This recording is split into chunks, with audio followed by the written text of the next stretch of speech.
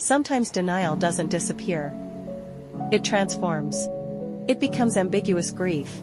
The kind of grief where you're aching not only for the person you lost, but for the future moments you'll never get to share.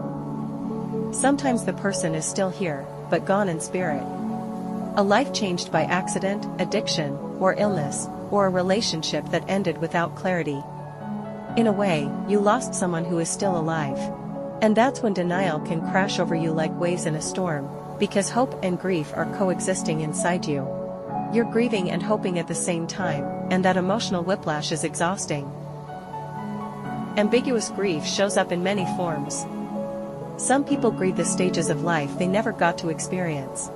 The dreams they can no longer reach. The versions of themselves they never got to become. You keep moving through your days, smiling for the outside world.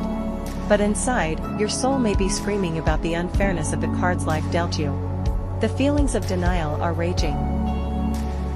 You know they're gone, but accepting that truth means accepting that the future you imagined with them is gone too.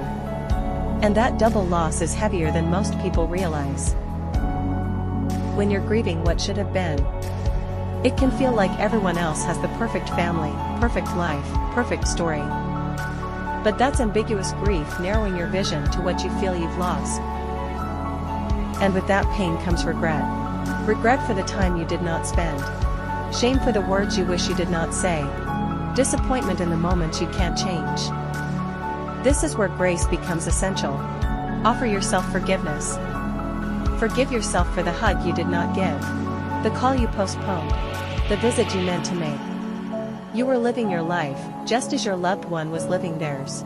Life never required you to sit by someone's side every day. You were allowed your own dreams, your own schedule, your own joy. You are not codependent. You are an individual with the right to live without guilt. Take a deep breath. Shift gently from sorrow toward gratitude. You are moving through this. Denial is not failure. It's part of finding your way forward.